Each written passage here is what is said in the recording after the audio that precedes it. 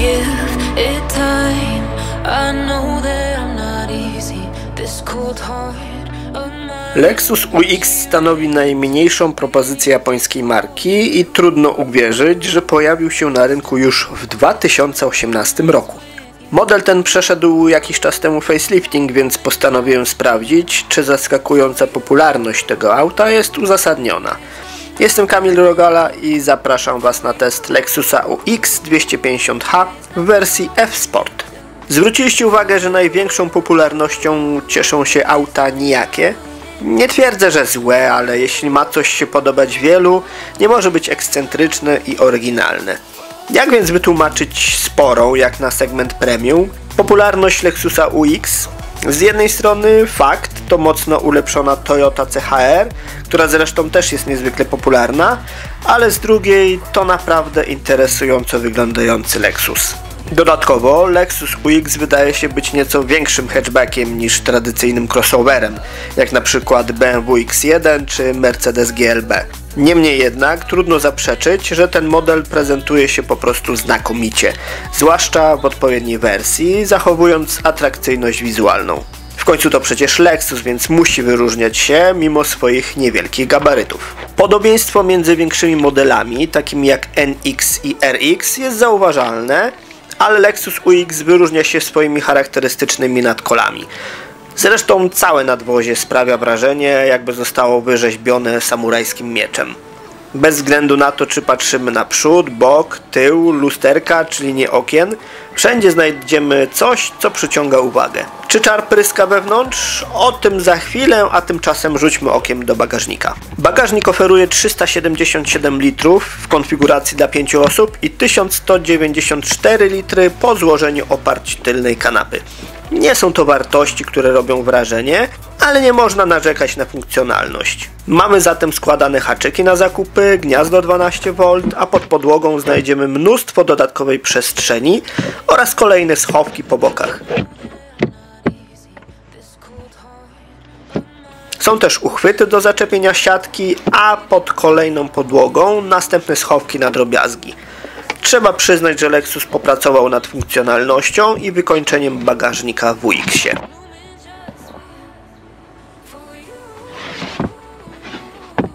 Po złożeniu oparć kanapy, gdy górna część podłogi jest w wyższym położeniu, podłoga bagażnika jest niemal płaska.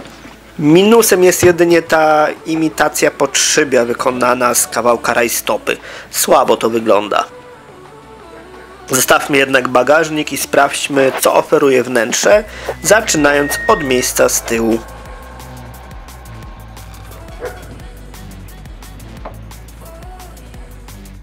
Choć tylne siedzenia nie oferują nadmiernego miejsca, należy pamiętać, że jest to samochód z pogranicza segmentów B i C SUV, więc przestrzeń pasażerska jest akceptowalna, biorąc pod uwagę kategorię pojazdu. Pod poprzedzającym fotelem jest sporo miejsca na stopy, a ja przy wzroście 175 cm swobodnie się mieszczę i mam jeszcze sporo miejsca przed kolanami. Producent nie zapomniał o kieszeniach w fotelach oraz nawiewach, co w tej klasie powinno być już standardem. Są także porty USB-C, a pod plastikowymi zaślepkami znajdziemy wygodny dostęp do uchwytów ISOFIX. Podłokietnik jest obszerny, wygodny i ma dwa uchwyty na kubki, choć brakuje nieco przejścia do bagażnika na długie przedmioty. Jakość materiałów? Trochę szkoda, że z tyłu na drzwiach znajdziemy twardą skorupę, ale w tym segmencie miękkie wykończenie z tyłu nie jest oczywiste. Na szczęście do spasowania nie można się przyczepić.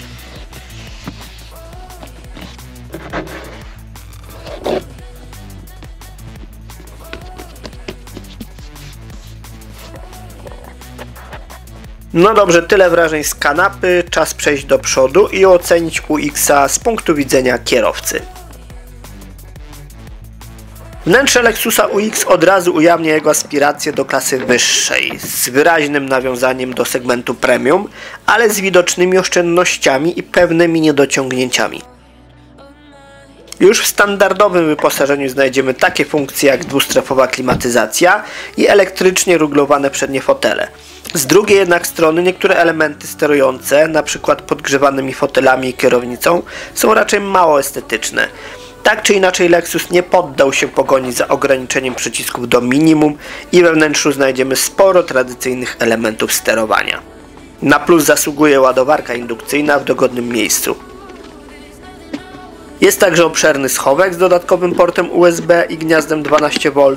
Schowek przed pasażerem jest dość obszerny i ma praktyczną półkę. Po bokach daszka nad zegarami umieszczono pokrętła do zmiany trybów jazdy. To po lewej to tak naprawdę tylko przycisk do wyłączania kontroli trakcji. Sporą atrakcją jest przesuwany zegar zintegrowany z wirtualnym wyświetlaczem przed kierowcą. Wygląda to imponująco. Ilość przekazywanych informacji na ekranie jest wystarczająca, a wszystko jest czytelne. Kierownica jest typowa dla Lexusa, ma sporo przycisków i świetnie leży w dłoniach. Jakość spasowania z przodu? No mogłoby być lepiej, bowiem kilka elementów pod naciskiem wydaje z siebie mało atrakcyjne dźwięki, ale poza tym trudno się do czegokolwiek przyczepić.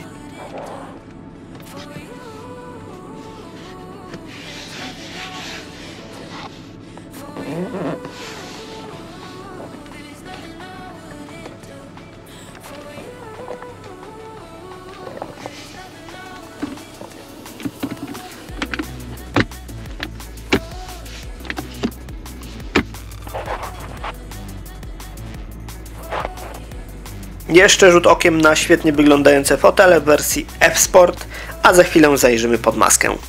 Lexus UX dostępny jest z 2 silnikami benzynowymi, w tym jedna hybryda oraz w wersji elektrycznej. Do testu trafiła mi się bardzo udana hybryda równoległa o oznaczeniu 250H, w której główną rolę gra silnik benzynowy 2.0, a moc systemowa układu to 184 konie mechaniczne. Osiągi są przyzwoite, to jest 8,5 sekundy do setki i 177 km/h prędkości maksymalnej. Największą zaletą jest na pewno średnie spalanie, które zdaniem producenta zredukowano do 4,3 litra na 100 km w cyklu mieszanym. Czy tak jest w praktyce? Sprawdźmy to podczas jazdy testowej po mieście, na drogach podmiejskich i w trasie przy 120 km/h. Zapraszam za kierownicę. Najpierw przejedziemy około 10 km po mieście, a potem sprawdzimy, jak wygląda spalanie. Tymczasem powiem co nieco o tym, jak się jeździ hybrydowym Lexusem UX w wersji F-Sport. No cóż, bardzo przyjemnie, komfortowo, ale nie będę się upierał przy tym, że jest to najwygodniejszy crossover w tym segmencie na rynku. Mój testowany egzemplarz był w wersji F-Sport, a więc subtelnie usportowionej, co chyba przełożyło się na odrobinę sztywniejsze zawieszenie. Prowadzenie było stabilne, przyjemne, ale nie okłamujmy się, to nie jest sportowe auto. Po przełączeniu trybu jazdy na S+, napęd naprawdę świetnie dawał sobie radę i był natychmiastowy w reakcji, ale towarzyszył temu trochę męczący, generowany syntetycznie przez głośniki dźwięk silnika. Co ciekawe, dźwięk ten był również słyszalny w trybie normal, więc dość często przełączałem się w tryb Eco, aby było ciszej i przyjemniej. Moim zdaniem takie sportowe dodatki nie pasują do charakteru UX-a. Wracając do napędu, moc 184 koni mechanicznych jest w zupełności wystarczająca do sprawnego, dynamicznego przemieszczania się. Dynamicznego tylko w razie potrzeby, bowiem przekładnia CVT skutecznie odbiera chęć do ciągłego przyspieszania z nogą mocno dociskającą pedał gazu. Nie jest to wada, bo w zasadzie każdy powinien doskonale znać charakterystykę napędów hybrydowych Toyoty, ale jeśli ktoś lubi dynamiczną jazdę i częste sprinty spod świateł, powinien wybrać coś bez hybrydy i skrzyni CVT. Ale jeśli ktoś lubi jazdę spokojną i dynamikę pojazdu sprawdza rzadko, UX w mieście będzie świetnie wywiązywał się ze swoich obowiązków. Pokonywanie krótkich dystansów przy niskiej prędkości z wykorzystaniem tylko silnika elektrycznego nie jest problemem. Można toczyć się w korku, manewrować na parkingu czy na wąskich uliczkach miejskich bez użycia silnika spalinowego. Wszystko to brzmi znakomicie, ale nie ma tu za wiele miejsca na zabawę. Kierowca nie poczuje się szczególnie związany z samochodem, a kontrola trakcji i stabilności jest bardzo uważna i reaguje błyskawicznie, jeśli poniesie nas fantazja w zakręcie. Lexus UX to auto, które świetnie spisze się w mieście, zapewni też imponującą ciszę, pomijając generator dźwięku silnika, ale i zaimponuje spalaniem. Zresztą spójrzcie sami. Po pokonaniu około 10 km po mieście średnie spalanie wyniosło 4,6 litra na 100 km. Ruszajmy teraz na drogi podmiejskie i sprawdźmy, jakie będzie spalanie po około 10 km. W trasie zazwyczaj skrzynia CVT daje o sobie znać nieco częściej. Podobnie jest z UX-em.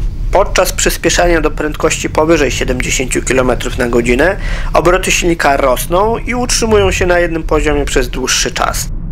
Czasami to irytuje, ale gdy osiągniemy zadaną prędkość, obroty spadają i auto zaczyna toczyć się we względnej ciszy. Do wnętrza dociera również dość mało hałasu pochodzącego z szumu opływowego i toczenia się kół.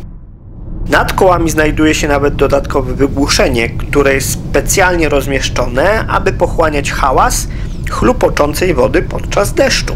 Przy okazji wspomnę jeszcze o fotelach. Nawet te w podstawowym UX-ie są rewelacyjnie wygodne, a bardziej wyszukane fotele w modelach o wysokiej specyfikacji, np. w F-Sport, nie dość, że prezentują się świetnie, to na dodatek bardzo dobrze trzymają w zakrętach i nawet dalekie podróże nie kończą się bólem pleców. Minusy? Szerokie tylne słupki tworzą ogromne martwe strefy, a tylna szyba jest malutka i niewiele przez nią widać. We wszystkich modelach znajdziemy przynajmniej kamerę cofania, natomiast modele o wyższych specyfikacji mają również przednie i tylne czujniki parkowania, a także naprawdę nieźle spisujący się system kamer 360 stopni, który zapewnia znacznie lepszy widok. Po 10 km drogami podmiejskimi jest to 4,1 litra na 100 km. A teraz trasa ekspresowa i prędkość 120 km na godzinę. Porozmawiajmy teraz o cenach. Bazowa odmiana 200 Pure, czyli z silnikiem benzynowym 2.0 o mocy 173 koni mechanicznych, to koszt 157 900 zł. Zatestowany model F-Sport Design Plus z napędem hybrydowym, to jest wersja 250h, trzeba zapłacić już 222 900 zł. Droższy jest tylko wariant Prestige, 228 900 zł. Do wersji testowanej można w zasadzie dołożyć jedynie opcjonalny lakier za 4500 zł. Sprawdźmy spalanie. Po 10 km z prędkością 120 km na godzinę jest to 5,8 litra na 100 km. Dziękuję Wam za poświęcony czas i zapraszam do subskrybowania i oglądania moich kolejnych testów. Cześć!